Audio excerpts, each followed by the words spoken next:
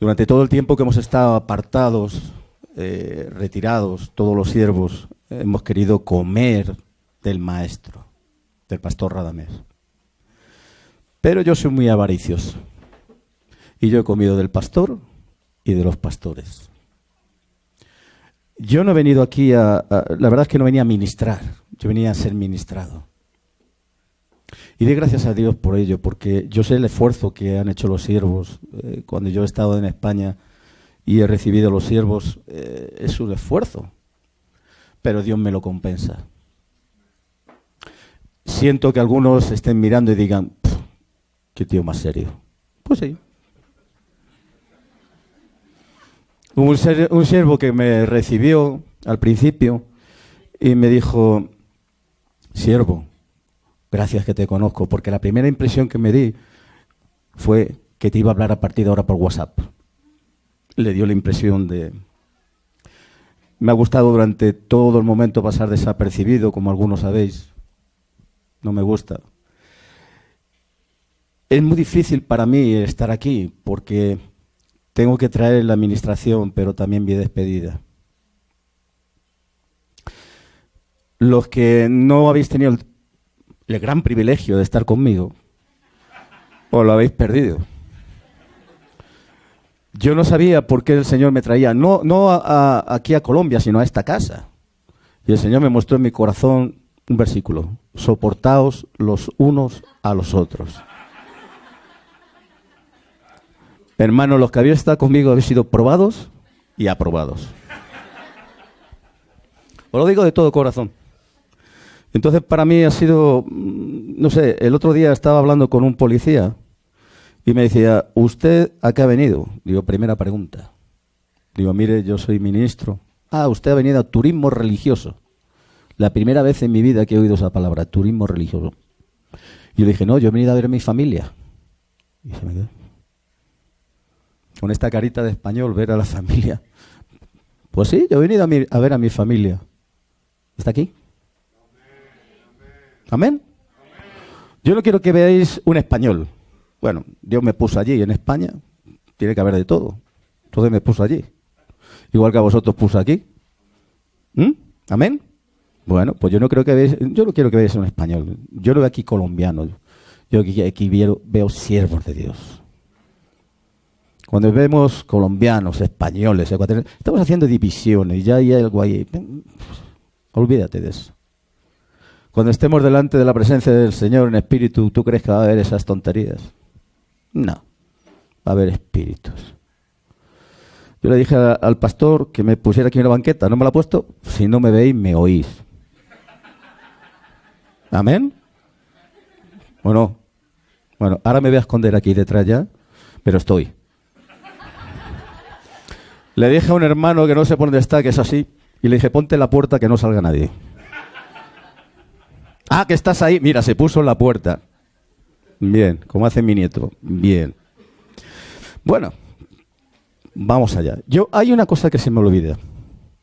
Mirad, he aprendido por mala experiencia que cuando alguien es... Por cierto, Dios me dio también una prima hermana que está por ahí sentada.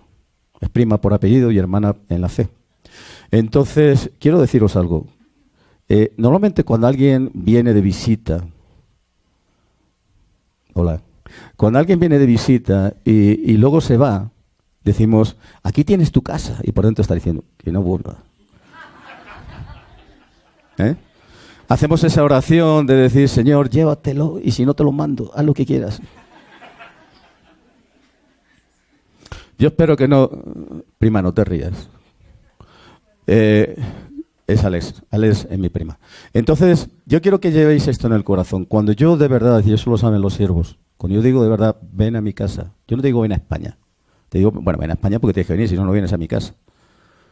Pero no me seas como una sierva que me dijo, si tú me vienes a buscar al aeropuerto, ¿cómo sé dónde está tu casa? No quiero mirar a nadie. Entonces, de verdad, de corazón, yo os digo, yo os invito a mi casa, no a España, a mi casa. El Señor me va a dar el privilegio de que Él va a venir a España, va a venir a mi casa. Y para mí es una hija. Va a ser tratada como una hija. Y el que venga va a ser tratado igual. Así que os lo digo de todo corazón, no vengáis a España, venid a mi casa. ¿Amén? Pastor, de uno en uno, por favor. Bueno, ahora me voy a esconder, ahora ya me pongo serio. Amén. Durante toda la semana pasada, aquí ha habido siervos que han estado predicando.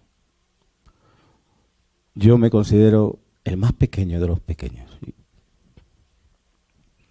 Y decía, Señor, esta casa, ¿qué puedo yo darle? ¿Qué puedes tú dar a través de mí? Son siervos todos. Tenéis el privilegio de ser. Y decía, ¿qué le puedo dar a esta casa? Mi Dios, ¿qué le puedes tú, mejor dicho, dar a través de mí?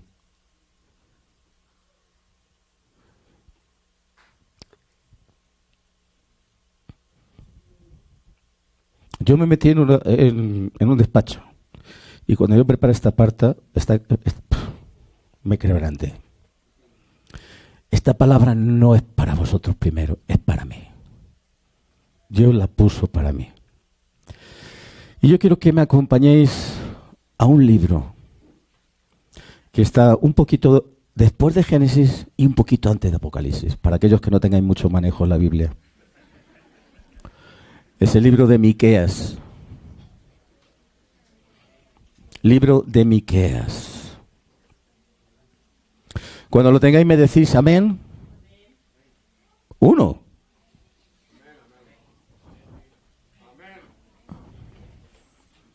Mira, en España, ahora me voy a poner aquí. En España la Biblia sirve para 2 cosas. Una es para sujetar el resto de los libros junto con el Quijote, para que no se caigan los libros. Se pone la Biblia aquí y aquí se pone el Quijote. Entonces sujetan a todos los libros. Y otra es para llevarla como desodorante. La llevan debajo del brazo pero no la utilizan. Yo quiero animaros a que traigáis la Biblia, de que la uséis, la palabra. Yo le invito a todos, a la congregación que Dios me ha puesto a pastorear. Yo se lo digo a todos. ¿Sabes cómo nos conocían antes? La gente del libro. La gente del libro. No se ha avergonzado de llevar la Biblia por la calle. Bueno, esto sería un lazo. ¿Tenemos todo en Miqueas? Vamos a leerlo. Primer capítulo de Miqueas. Os ruego, por favor, que si digo alguna expresión que os suena duro, me perdonéis. Soy español. Entonces hay cosas que alguna palabra puede herir la susceptibilidad de alguno, pero no lo digo con intención. ¿Vale? ¿Me perdonáis? Vamos a leer la palabra. Palabra de Jehová que vino a Miqueas de Moreser en días de Jotán, Acaz y Ezequías, reyes de Judá, lo que vio sobre Samaria y Jerusalén. Oíd, pueblos todos, está atenta tierra y cuanto hay en ti, y Jehová el Señor desde su santo templo, será testigo contra vosotros. Palabra fuerte, vete meditando, esto es un juicio de Dios. Esto es juicio de Dios. Porque aquí Jehová sale de su lugar y descenderá y hollará las alturas de la tierra. Se levanta el Señor para salir a hacer juicio. Y se derretirán los montes debajo de él, y los valles se hendirán como la cera delante del fuego, como las aguas que corren por un precipicio. Y todo esto, ¿por qué? Por la rebelión de Jacob y por los pecados de la casa de Israel. Rebelión y pecado. ¿Cuál es la rebelión de Jacob? ¿No es Samaria? ¿Cuáles son los lugares altos de Judá? ¿No es Jerusalén? Haré pues de Samaria montones de ruina y tierra para plantar viñas, y derramaré sus piedras por el valle y descubriré sus cimientos. Y todas sus estatuas serán despedazadas, y todos sus dones serán quemados en fuego, y asolaré todos sus ídolos, porque de dones de ramera los juntó, y a dones de ramera volverán. Por eso lamentaré y aullaré, y andaré despojado y desnudo. Haré aullido como de chacales y lamento como de avestruces. porque su llaga es dolorosa. Y llegó hasta Judá. Llegó hasta la puerta de mi pueblo, hasta Jerusalén. No lo digáis en Gat, no lloréis mucho. Revuélcate en el polvo de Bet-Leafra. Pásate, un morador de Safir, desnudo y con vergüenza. El morador de Zanán no sale. El llanto de Beteset os quitará su apoyo. Porque los moradores de Marot anhelaron ansiosamente el bien, pues de parte de Jehová el mal habrá descendido hasta la puerta de Jerusalén. Uncid el carro, bestias veloces. Oh moradores de Laquis, que fuisteis principio de pecado a la hija de Sión. Escucha eso. Porque en vosotros hallaron las rebeliones de Israel. Por tanto, vosotros daréis dones a Moreset Gar. Las casas de Acab serán para engaño a los reyes de Israel. Aún os traeré nuevo poseedor, oh moradores de Mareba. La flor de Israel huirá hasta Adulam. Ráete y trasquílate por los hijos de tus delicias. Hazme calvo como el águila, porque en cautiverio se fueron de ti. Madre mía.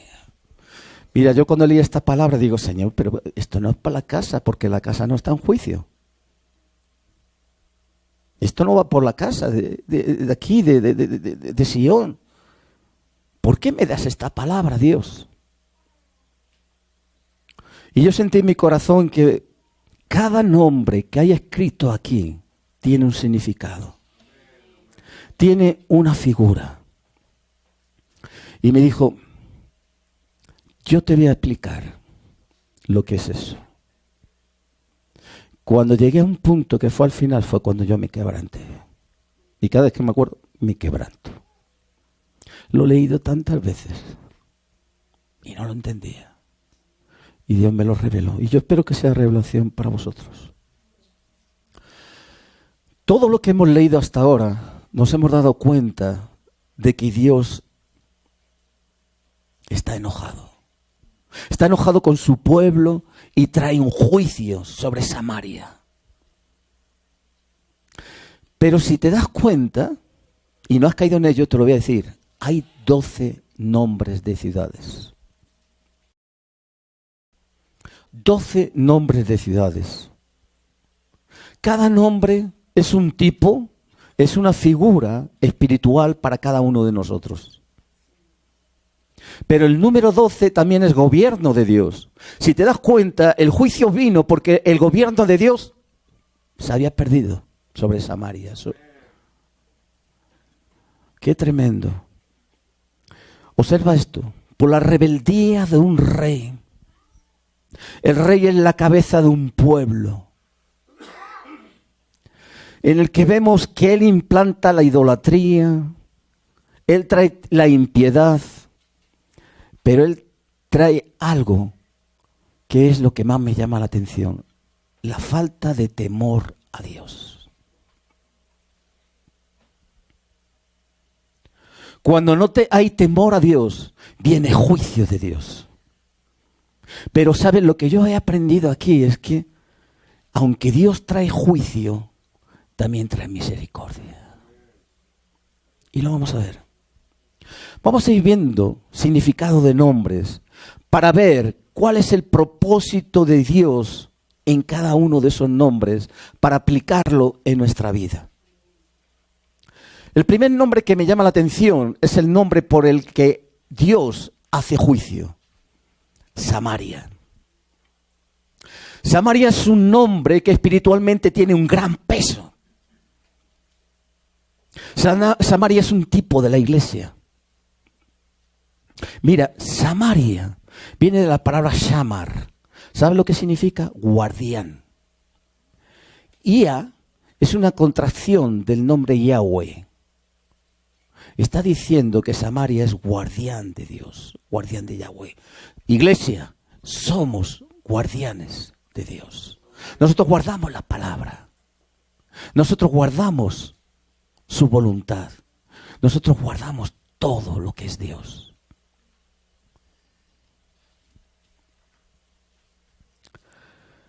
Hemos leído también que utiliza el nombre de Jacob y el nombre de Israel. ¿Por qué primero utiliza el nombre de Jacob y luego el de Israel? ¿Qué significa Jacob? Suplantador.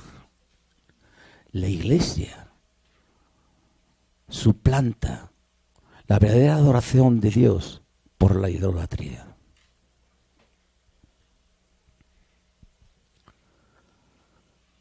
Observamos que aquí habla de una religión que es prostituta porque tiene dioses falsos.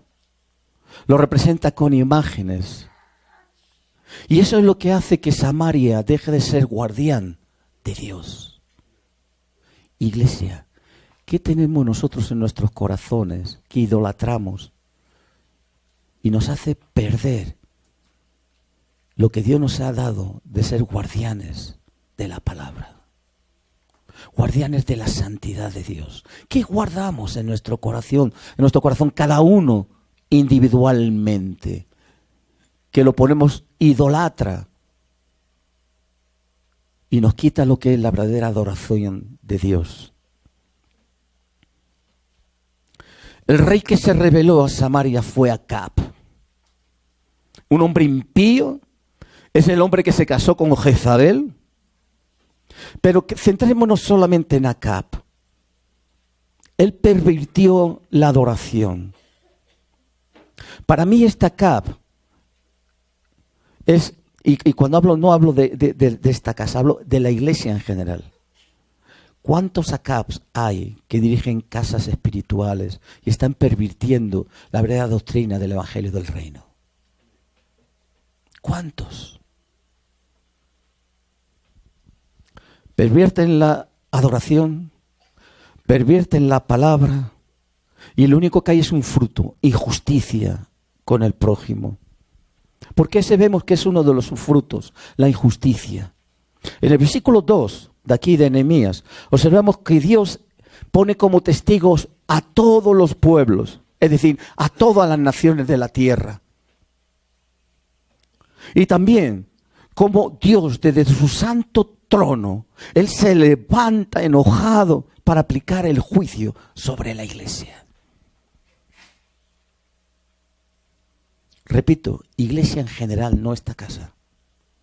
Hoy en día, como decía el pastor, el siervo, Juan Radamés decía, hay una iglesia dentro de la iglesia.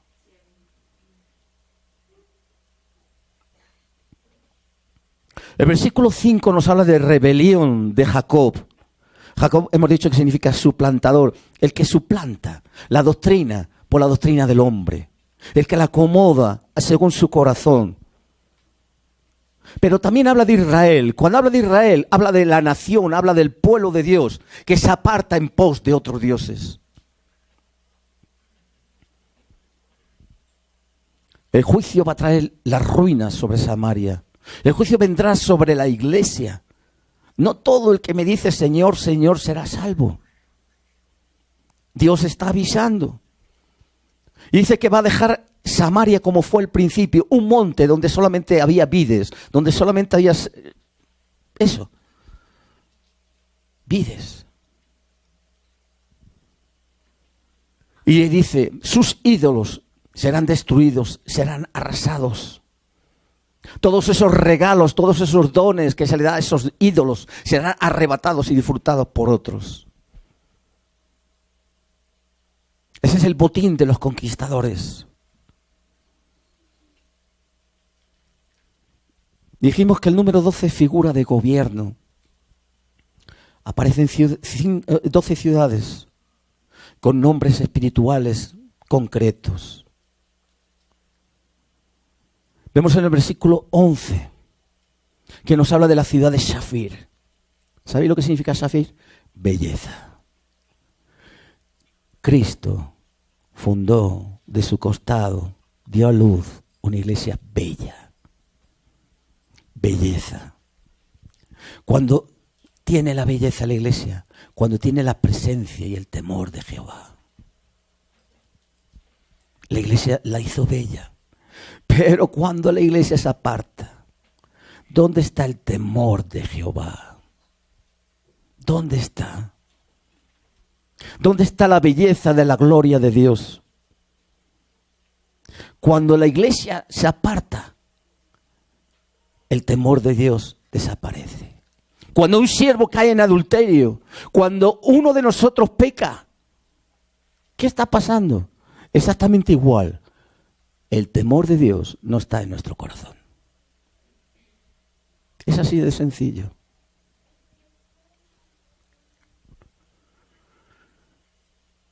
Y Dios ahora viene y dice, ahora este juicio que yo voy a poner sobre Samaria son los pasos que te voy a dar a ti para que vuelvas a mí.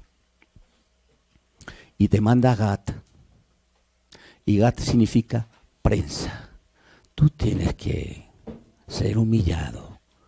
Tú tienes que ser prensado. Tu corazón se tiene que humillar delante de Dios porque ha perdido el temor. Tiene que pasar por ese lagar, por esa prensa. Y eso duele, hermano. Eso duele. Tiene que triturar la uva para que salga el jugo. Y cuando Dios nos pasa por el lagar, te lleva a Bet Leafra, es decir, la casa del polvo. Dios te humilla hasta el suelo. Dios te lleva al polvo, te prensa, te humilla y te lleva al polvo. Para que veas lo que en realidad tú eres y quién es Él. Ahora tú tienes que ser humillado, yo tengo que ser humillado. Debo ser prensado y llevado al polvo, a hincarme de rodillas. Porque eso es lo que significa el polvo en la humillación. Es la humillación.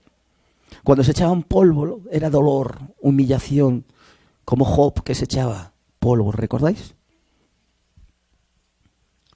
Cuando nosotros hemos sido humillados, hemos bajado al suelo. ¿Cuál es la siguiente ciudad que nos lleva a Dios? La siguiente ciudad nos lleva a Shafir. Shafir significa desnudo, avergonzado. ¿Quién puede esconderse de la presencia de Dios? ¿Qué puedes tú esconder en tu corazón que Dios no sepa? Cuando Dios te humilla, revela lo que hay en tu corazón y te desnuda. Y te muestra lo que realmente tienes.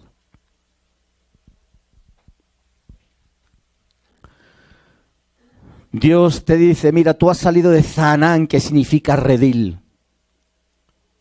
Te rebelaste y saliste de mi redil. Dejaste de mirarme a mí como el buen pastor. Y tú tienes que volver otra vez a Zanán. Tienes que volver otra vez al redil. Porque nos apartamos del rebaño.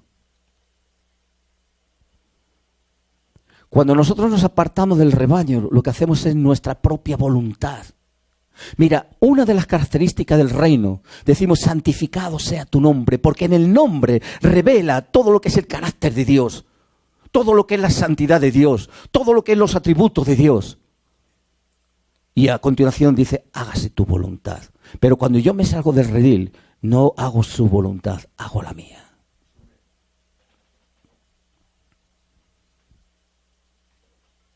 Vamos a Betesel.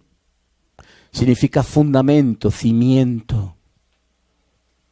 Y Dios te dice, y Dios me dice, hijo, te saliste de mi fundamento, te saliste de mi cimiento, te rebelaste contra mi voluntad. Por eso tenías que humillarte.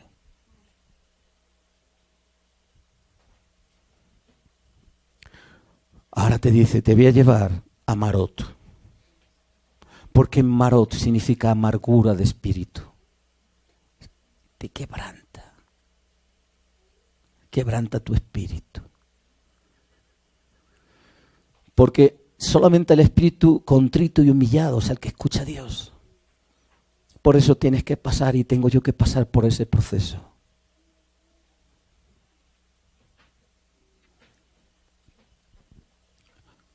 En la ciudad de Amarot, en la amargura, lloramos, nos quebrantamos y buscamos el apoyo de Dios. Pero a veces somos tan rebeldes que el pecado, el orgullo nos lleva a otro sitio completamente equivocado. Seguimos buscando en nuestras propias fuerzas, en nuestro propio yo. Seguimos buscando a ver qué dice el hombre, pero no lo que dice la voluntad de Dios. Y el Señor nos dice, tu pecado nació en Laquis. El origen de tu pecado es Laquis. ¿Sabes lo que significa Laquis? El que camina por sí mismo. No necesita a Dios. Somos autosuficientes. No hemos muerto al yo. Y Dios nos dice, tu pecado está ahí. En tu orgullo, en tu rebeldía. En el origen del pecado en Laquis. Laquis era famosa porque tenía caballos para la batalla. Y se sentía poderosa porque estaba totalmente rodeada de muros. Estaba segura de sí misma. Del poder que tenía dentro en los caballos. De que estaba completamente asegurada por los muros. Espiritualmente nos está diciendo, estás luchando en tus propias fuerzas. Eres autosuficiente. Pero Moreset Gat significa la posesión del lagar. ¿Quién es el que te tritura? ¿Quién es el que te prensa? ¿Acaso no es Dios? Dios te dice, tienes que pasar por ahí. Tienes que pasar por el lagar, porque yo soy juez. ¿Acaso Jesús no fue llevado al lagar? ¿No fue llevado a Getsemaní y fue prensado allí como el aceite? O sea, como la aceituna, para sacar el aceite. Y Dios quiere que pasemos por ahí, por la prensa. Él es el que posee la prensa. Tenemos que reconocer en nuestro corazón que hemos dejado llevar el andar por el Espíritu para caminar con el Espíritu de Jacob, el Espíritu de suplantador. Hemos suplantado nuestro yo por Él. Y te dice Dios, ¿acaso tu espíritu no está en Akzib? ¿Acaso tu espíritu no está en el engaño, que es lo que significa? ¿No está en la mentira? ¿No estás siendo engañado? ¿No te estás engañando tú mismo?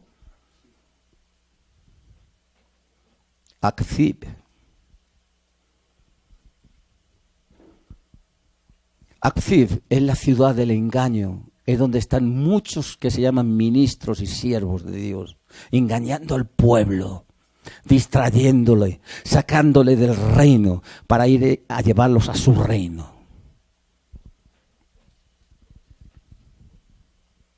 Pero Dios te dice, yo te voy a sacar de ahí y te voy a llevar a Maresa, porque vas a ver que donde esos que se dicen ministros te están llevando, Maresa significa otra herencia, te van a llevar y te van a prometer herencias que no son las mías.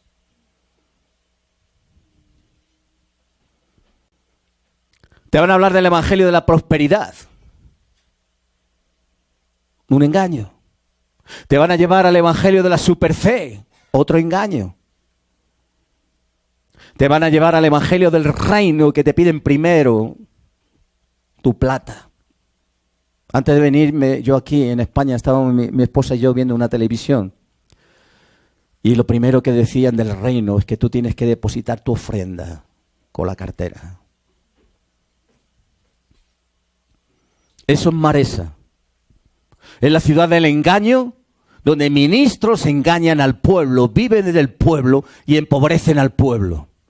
Tanto en doctrina como en plata.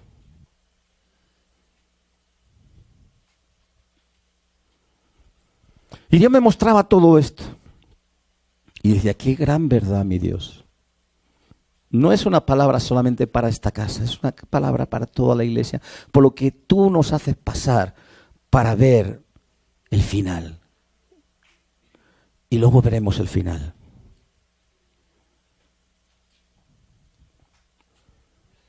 Vamos a ver que desde el principio hemos dicho que lo que se pierde es el temor de Dios. Cuando un ministro peca, cuando tú pecas, cuando yo peco, ¿qué es lo primero que...? No pasa nada. Hemos pecado, no pasa nada. Señor, perdona. Y otros no dicen ni perdón. Pero en realidad es que no tenemos temor de Dios. Temor de Dios no es miedo, es respeto. Si ahora mismo viene el presidente de aquí de Colombia, ¿le tenéis miedo? No. Pero si viene y pone aquí sus pies y se pone de pie para saludaros, para decir algo, le tenéis respeto. Ninguno se distrae con el vecino. Nadie piensa en otra cosa, está mirando a ese hombre. Porque es el gobernador, es el que manda, el cabeza de esta nación. Temor de Dios es eso, es ese respeto a quién es Dios, a su santidad, a su autoridad, a su soberanía. Cuando perdemos ese respeto, nosotros dejamos de adorar. Dejamos de leer la palabra de Dios. No importa venir tarde. Cuando tú eres invitado a un restaurante, llegas a mitad de la comida, donde están sirviendo el segundo plato,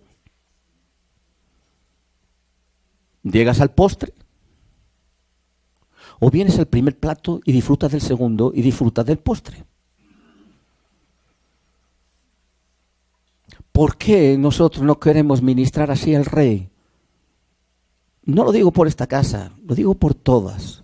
Venimos tarde, si quiero no vengo, no me apetece hoy, estoy mejor en la cama. ¿Dónde está el temor de Dios? ¿Y qué ofrenda le damos a Dios?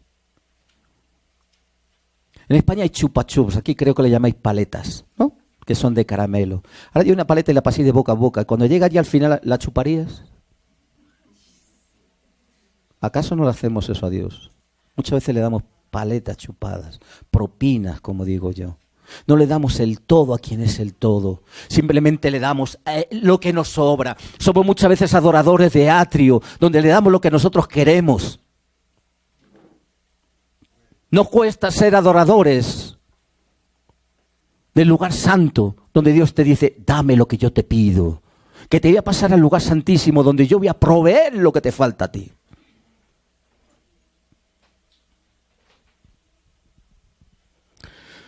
Os pido que me acompañéis a 1 de Pedro, capítulo 1, versículo 17. ¿Cómo decimos a Dios? Padre. ¿Amén? ¿Nadie le llama Padre? Amén.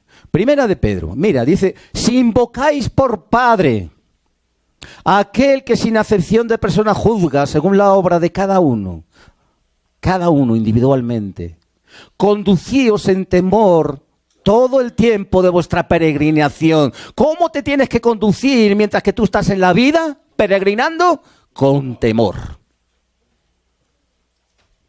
con respeto, con reverencia a Dios. Y esto es algo que mira lo que dice ahí. Dice la obra de cada uno individualmente. Dios no te va a juzgar porque el de al lado no tenga temor. Te va a decir a ti, tú tienes que temor. Tú tienes que tener temor.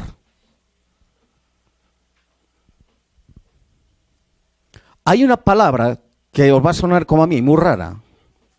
Anastrefo. No es el nombre de mi vecino, no. Anastrefo es una palabra griega que significa conducir. Significa no solamente conducir, como dice aquí, sino darte la vuelta. ¿Ah? Darte la vuelta. Significa regresar, ocuparte tú mismo, permanecer, vivir en temor de Dios. Junta todas esas expresiones y dice, tú tienes que darte la vuelta de tu forma de pensar para regresar a ocuparte del temor de Dios.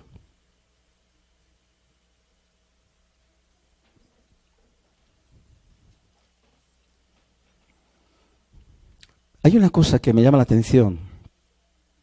La Iglesia Católica, sabéis que tenía imágenes. Y yo hace poco, antes de venir, vi, había una estatuita así, y era el niño Jesús con la corona de rey. Bueno. Mira, ahí no hay ninguna tontería. Te están mandando una imagen. Quédate con eso.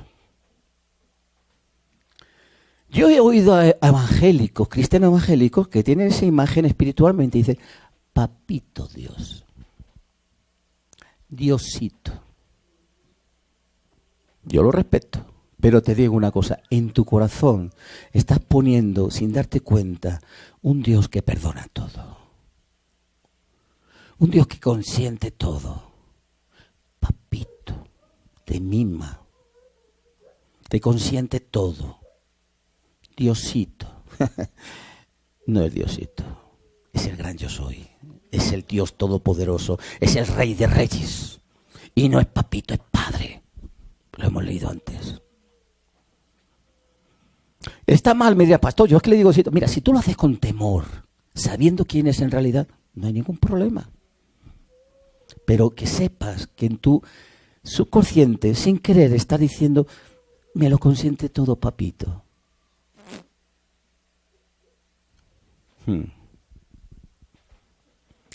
Se está camuflando en nuestro yo la realidad de quién es Dios. Nos separa eso inconscientemente del verdadero carácter de Dios. Es el Dios bonachón. Tú no ves los católicos o muchos de los dibujos que te ponen ese Dios de barbita blanca. Papito.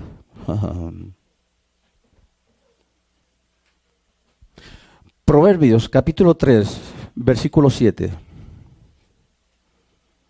No es el papito que te consiente todo. No te estoy juzgando si le llamas papito, sino que entiendas el contexto que te estoy diciendo. Vamos al capítulo 3 de Proverbios, versículo 7. Dice, no seas sabio en tu propia opinión. ¿Qué dice? Teme a Jehová y apártate del mal. No sea porque le llames papito, tú sigas en el mal, porque te lo consiente todo. Mira lo que dice, teme a Jehová. Respeta a Jehová. Reconoce quién es Jehová, el santo, santo, santo. Y te dice, apártate del mal. Proverbios 16:6.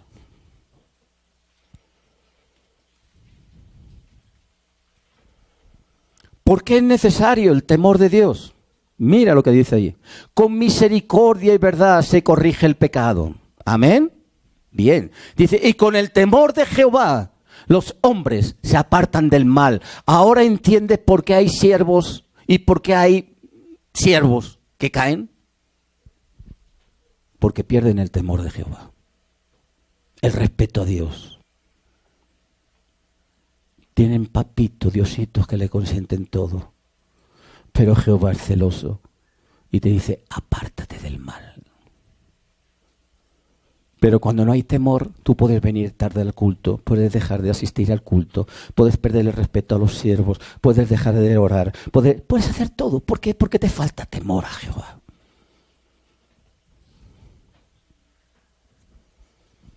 Hacernos una imagen del Dios papito, del niño rey, puede conducirte a apartarte verdaderamente de quién es realmente Dios. ¿Cuántas veces has oído de un púlpito? Dios es amor. ¿Amén? Dios es misericordioso. ¿Amén? Pero ¿cuántas veces hablamos de un Dios severo? Nos hemos planteado la imagen esta de que Dios es bueno, misericordioso, es amor y todo eso es papito. Y te olvidas de que Dios es juez y que Dios es severo. Eso no quieres escucharlo, porque eso trae consecuencias.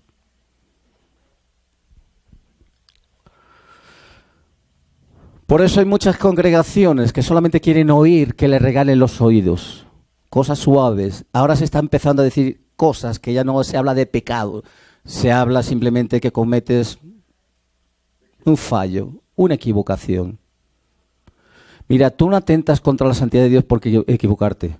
Tú atentas cuando pecas. Y la Biblia habla de pecado, no de fallos.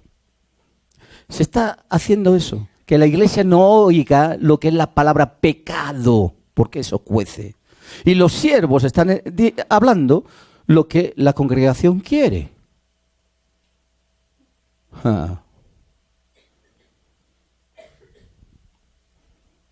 Jeremías, capítulo 23, versículo 31. Dios ya sabía lo que iba a pasar en la iglesia. Dice Jehová, he aquí que yo estoy contra los profetas que endulzan sus lenguas y dicen, Él ha dicho. ¡Ay! Cuidado con aquellos que hablan en nombre de Dios. Dios ha dicho, solamente para agradar al pueblo. Dar gracias a Dios porque aquí tenéis siervos que cuando dicen, dicen. Aquí no estamos para endulzar al pueblo. Decía el pastor, somos poquitos. Mira, yo te voy a decir una cosa. Dios no busca propósitos de hombre, Dios busca corazones. Y aquí hay corazones. Primera de Corintios, capítulo 2, versículo 3.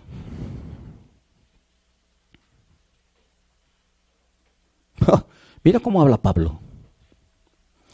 Estuve entre vosotros con debilidad y mucho temor y temblor. Por eso si oís música aquí en el púlpito, no hay música, son mis rodillas.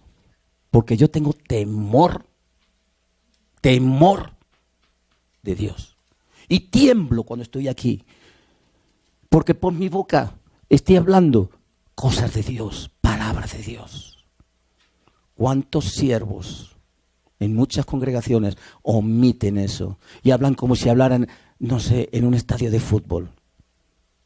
Tienen esa confianza, yo no la tengo. ¿Qué estaba haciendo Pablo ahí en esos momentos? Estaba predicando la palabra. ¿Y cómo predicaba la palabra? ¿Cómo lo hacía? Con temor y con temblor. ¡Ay de aquel siervo que predique sin temor y sin temblor!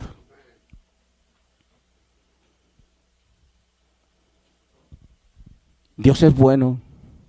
Dios es misericordioso. Y mira lo que dice ese Dios misericordioso. Mateo, capítulo 10, versículo 28. Mateo 10, 28. Y no temáis a los que matan el cuerpo, mas el alma no pueden matar. Temed más bien a aquel que puede destruir el alma y el cuerpo en el infierno. ¿Qué dice? Temer a aquel.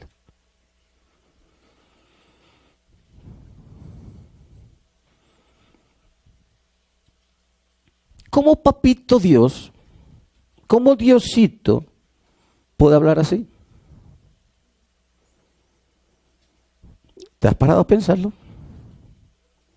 ¿Cómo puede, como dice, destruir el alma? ¿El alma se puede destruir? Bueno, espera, te voy a explicar algo porque algunas veces los testigos de Jehová distorsionan esto.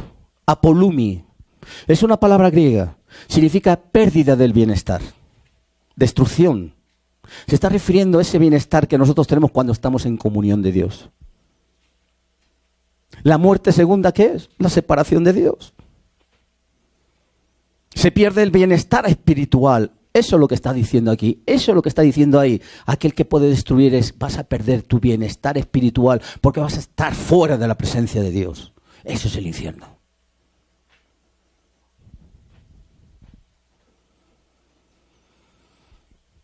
Oye bien esto.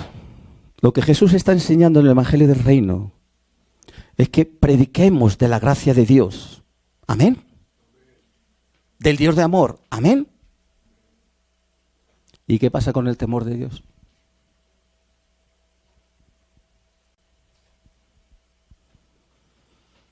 Deuteronomio, capítulo 10, versículo 20. A Jehová tu Dios, ¿qué dice? Temerás. A Él solo servirás, a Él le seguirás y por su nombre jurarás. Quédate con lo primero. A Dios, a Jehová, tienes que temerle. Servirle solamente a Él. Y seguirle solamente a Él, no al hombre. ¿Te das cuenta de lo que significa esto? Hablamos del amor, hablamos de la misericordia, de papito, de Diosito y del respeto a Dios. ¿Habéis entrado alguna vez a una iglesia católica? Supongo que sí. Supongo que serán como en España. Entras allí y no soy una mosca. A su forma ellos tienen temor. Ellos tienen temor. Yo he estado en congregaciones donde eso es un gallinero. Desorden total. Hablando con el compañero. Los niños corriendo. Levantándose porque tienen que ir al baño. O porque me he acordado de y están con el móvil, con el, ¿cómo le llamáis vosotros? Con el celular. ¿Eso es temor de Dios?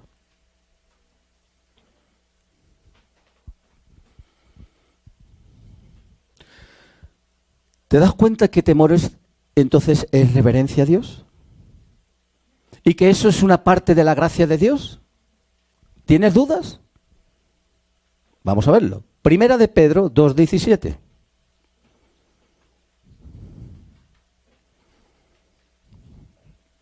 ¿Qué dice? Honrad a todos, los de fuera, honradlos. Amad a los hermanos, por eso yo tengo aquí una familia. Y que dice, temed a Dios. Esa es la verdadera gracia. Eso es la verdadera gracia. En esta versión la Reina Valera revisada lo dice así, pero en la Reina Valera que tengo yo dice así, temed a Dios, esta es la verdadera gracia. La gracia de Dios no es solamente ese don que te da, ese regalo que te da, es amar, honrar y temer a Dios.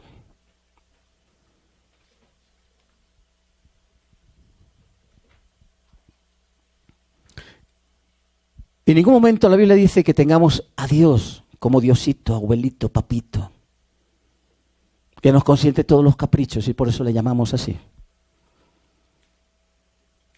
Y se lo enseñamos a los niños, Diosito, mira papito y tal. Y a un niño, bueno, le puede entender, pero para nosotros ya somos maduros. Y tenemos que entender que aunque digamos Diosito y papito, tenemos que honrarle, tenemos que temerle, tenemos que obedecerle, tenemos que hacer su voluntad. Que Dios es justo, que Dios es juez, pero es severo contra el pecado, contra la rebeldía.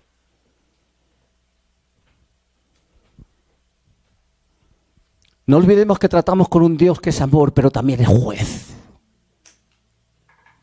Un Dios que se contra el pecado, contra nuestras rebeliones. Lo mismo que a Samaria, Dios no te va a permitir que tú pongas ídolos, tu amor sobre el dinero, tu amor sobre tu trabajo, tu amor sobre tu familia. Dios no lo va a permitir. No va a permitir que tú pongas tu amor sobre tu carro, sobre tu casa, sobre tu hogar. Él es el soberano. Y te dice, si amas tú a padre y a madre más que a mí, no eres digno. Y eso solamente se llega cuando tú te enamoras de Él, pero tienes temor. Dios no va a permitir que tú tengas tu propia religión y que apague el temor que tú le debes a Él, el respeto que le tienes a Él, la honra que le tienes que dar. Dios no va a permitir que porque tú quieras mantenerte equivocado, tú vas a renunciar a su majestad, a su santidad. Por eso cuando nosotros le conocemos verdaderamente,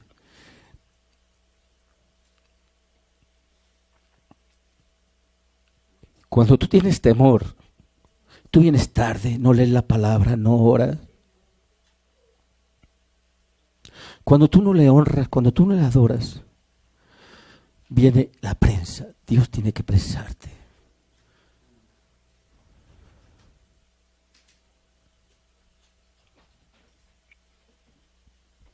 Cuando tienes el temor de Dios, tú no vas a dejar de congregarte.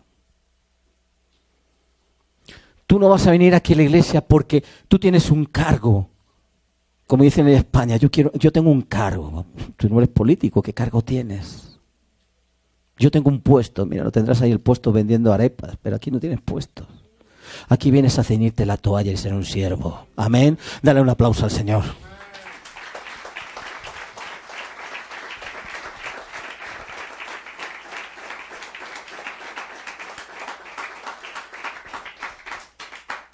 Lo que Dios busca en todo esto que te estoy diciendo es santidad. Sin santidad nadie verá a Dios. Déjame decirte algo. El temor no es formalismo, no son cosas que todos los días haces y ya lo haces por forma, no. Temor a Dios Y cuando Dios está constantemente en tu mente, en tu corazón, tan fuerte, tan poderoso, tan santo, que no te atreves a separarte de tu presencia. Su presencia tienes que tenerla. Eso es el temor de Dios. Cuando tú no haces ya cosas por rito, por formalismo, sino que tú tienes que estar tan unido a Él, tan poderoso es, tan santo es, tan necesitado estoy, Señor, que yo no me atrevo a separarme de ti. Y cuando yo voy a Dios con humildad, cuando mi arrogancia está por los suelos, está ahí en el lagar, pero también voy sin la idea de que yo lo merezco. Yo no merezco nada. ¿Qué te debe Él a ti? Nada. Tú le debes todo. Yo se lo debo todo a Él. Salmo 51, 17.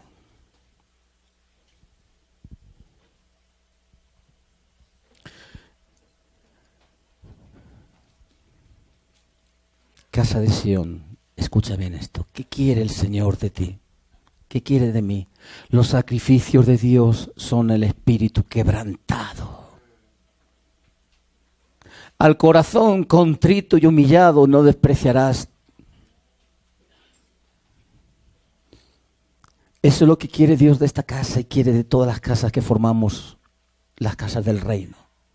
Quiere quebrantamiento, un corazón que le duele cuando peca, porque sabe que está ofendiendo la santidad de Dios, que en ese momento el temor se nos ha ido.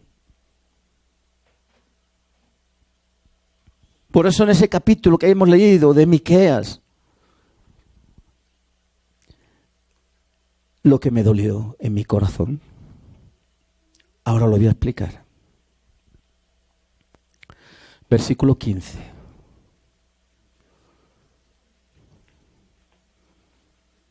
Voy a hacer primero un preámbulo, luego daré el final. Voy a dar primero algo, dos que faltan. Aún os traeré nuevo poseedor, oh moradores de Maresa. La flor de Israel huirá hasta Adulam. Santo Dios, yo cuando dije Adulam, ¿Adulam qué es? Ay, Señor. Cuando tú pasas por este proceso, lo que Dios quiere es que tú vayas a la cueva de Adulam. Y yo decía, Señor, ¿la cueva de Adulam qué? ¿Pero qué tiene que ver la cueva de Adulam con todo esto? Aquí está escrito. Aquí lo lleva allí a la cueva de Adulam. Primera de Samuel, capítulo 22, versículo 1 y 2. Primera de Samuel, capítulo 22, versículo 1 y 2. Yéndose luego David allí, huyó a la cueva de Adulam. Y cuando sus hermanos y toda la casa de su padre lo supieron, vinieron allí a él. Siguiente versículo.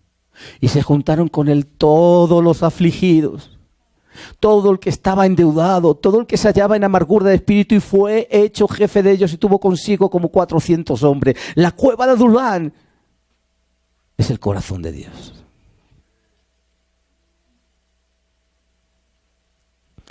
Cuando tú estás afligido, cuando Dios te ha llevado por la prensa,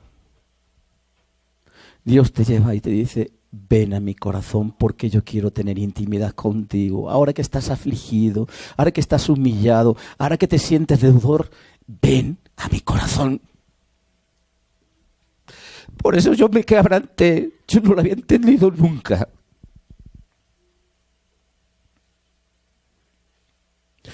Muchos preguntan por qué paso por pruebas, por qué Dios me permite esto. Porque Dios te quiere prensar, porque quiere llevarte otra vez a la intimidad, te quiere llevar a la cueva, al interior.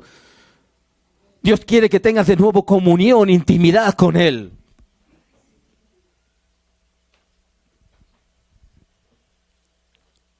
Por eso Dios dice en el versículo 16, ráete, trasquílate por los hijos de tus delicias, tu generación. Dios quiere que tu generación también sea salva, pero te dice, humíllate, quebrántate, ven a mí. Busca mi corazón, busca la intimidad conmigo. ¿Entiendes esto? Por eso cuando yo leí eso, el corazón me hizo así, ¡pum! Yo no sabía, yo no había entendido nunca esto.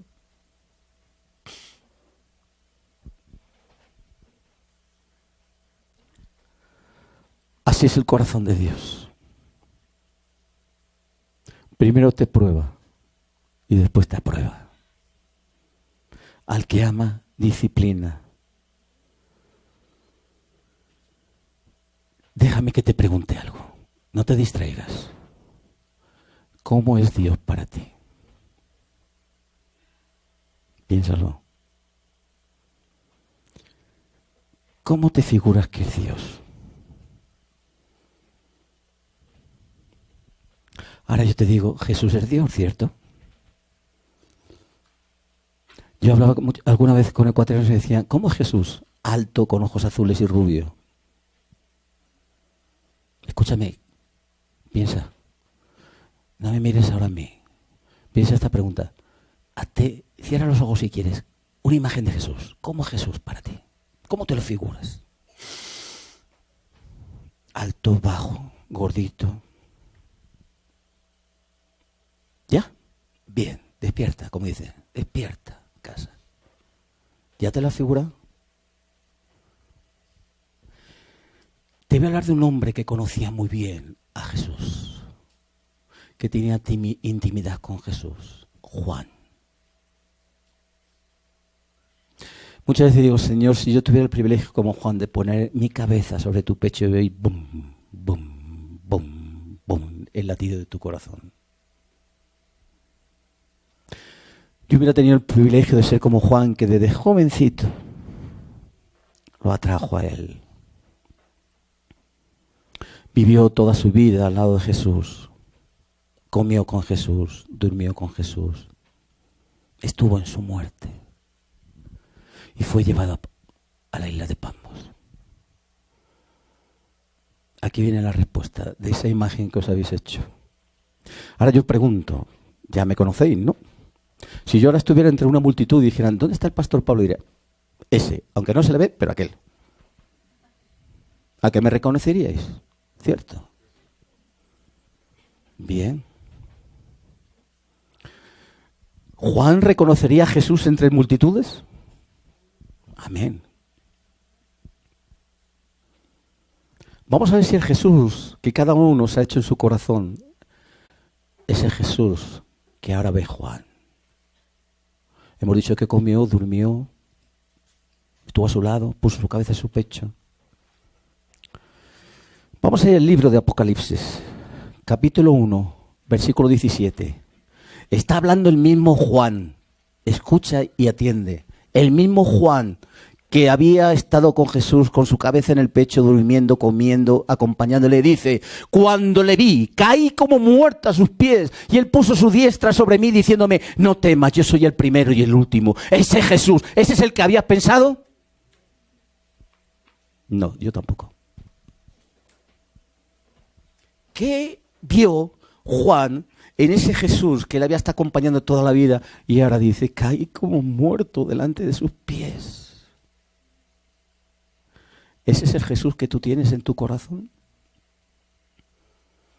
Ese Jesús cuando tú dices, Yeshua, Jesús, y te hincas de rodillas, no dice que en el nombre de Jesús todas las rodillas se doblarán. Lo haces tú cuando dices, Jesús, te doblas. Santo. ¿Te das cuenta? El Juan, que desde joven había acompañado a Jesús, ahora ve a Jesús resucitado y cae como muerto. ¿Qué vio Juan en ese nuevo Jesús? Porque ese nuevo Jesús es el que tenemos nosotros. Por eso, mientras que nosotros no tengamos el temor de Dios, no conocemos cómo es el verdadero Jesús que te hace caer como muerto. ¿Vas atendiendo, iglesia? ¿A que no te lo figurabas así? Cuando nosotros conocemos a Jesús, el temor de Jesús es tan fuerte que no es miedo, es el respeto, la reverencia que te hace ¡pum!, caer como muerto, se te doblan las rodillas sin fuerza, porque estás viendo la majestad del Rey de Reyes, la santidad del Santo de los Santos, Y eso es lo que te hace temer. Iglesia, ¿entiendes ahora lo que es el temor? ¿Lo entiendes ahora? Por eso cuando Dios dice que busca adoradores en espíritu y en verdad, yo veo aquí una casa de adoradores en espíritu y en verdad, pero también Dios quiere que seamos todos nosotros adoradores con temor. Que cuando estemos delante de Jesús nos postremos, porque el temor, nada más que al nombre de Yeshua, me hace doblar mis rodillas. Es como si ya me muriera en este momento. No tengo fuerza, me caigo delante de su presencia. Eso es lo que tenemos que conseguir, iglesia. Todos, y yo primero. Jesús, ¡pum! Señor, te adoro, mi Dios. Con reverencia.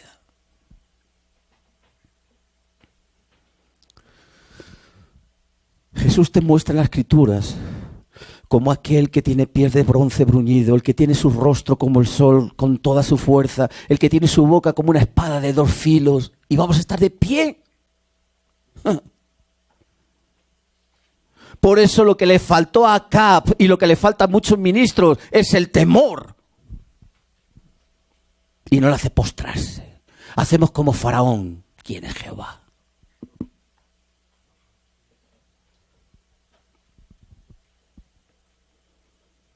Solamente aquel que persevera, que confía, es el que es guardado en perfecta paz. Isaías 26:3.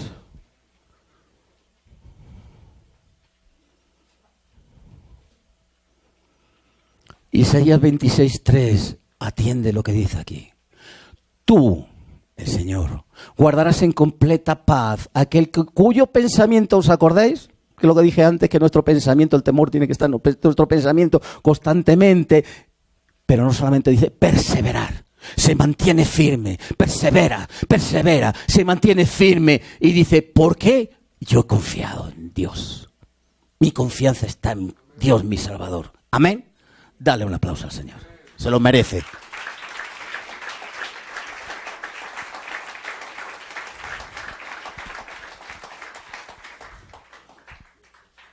Un par de horas y terminamos. Estamos a gusto, ¿verdad? Bien. ¿Dónde está tu pensamiento? Ahora, ¿dónde está tu pensamiento? ¿Está perseverando en Dios? ¿Confía en Dios? ¿Tienes pruebas? Amén. Estás en el lagar. Estás en el lagar. ¿Confías en Dios que te va a llevar hasta la cueva de Adulán? ¿Confías en Él? Dios es severo. Dios es severo. Dios es amor.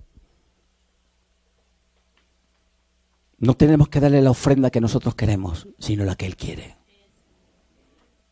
Cuando tú llegas tarde a un culto, le estás dando parte de la ofrenda. No estás dando la ofrenda entera. Ofrenda es sacrificio, es perseverar, es darle todo. Cuando tú te metes la mano en el bolsillo, Dios no es Dios de propinas. ¿Qué tienes tú que Él no te haya dado? Suya es todo el oro y la plata, ¿no? Entonces, ¿tú qué le estás regalando a Él? Levítico 10:1.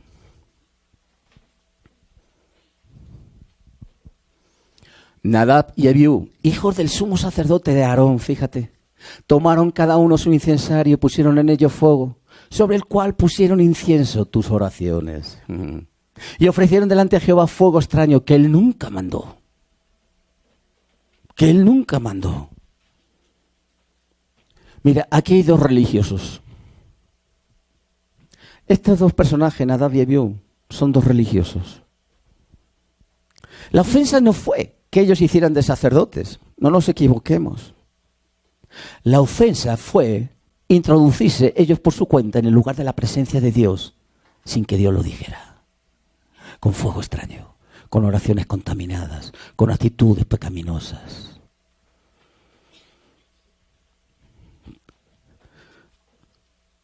Toda ofrenda a Dios debe ser quemada con el fuego de Dios, con la aprobación de Dios. Y estos 2 personajes, Nadab y Abiú, son los primeros que habla la Escritura, que nos dice que esos hombres no tuvieron temor de Dios. Presentaron una ofrenda que Dios no les mandó. No tenían temor de Dios. Por eso aquí tenemos al Dios severo. Y los aniquila. Dios es amor, sí, pero también es juez y severo. No podemos jugar con su santidad. ¿Tenemos que predicar el amor de Dios? Sí. ¿Pero tenemos que predicar también el evangelio del reino? Sí. Pero no dejes de hablar de la severidad de Dios. La paga del pecado es muerte. Déjame terminar con una enseñanza. Génesis 16:13. Génesis 16:13. 13. Entonces llamó el nombre de Jehová, que con ella hablaba, tú eres Dios que ve. Vamos hasta ahí. Tú eres Dios que ve. El que ve. ¿Qué ve? Tu corazón. Dios pesa los corazones, es decir, los confronta. Él es el Dios que ve.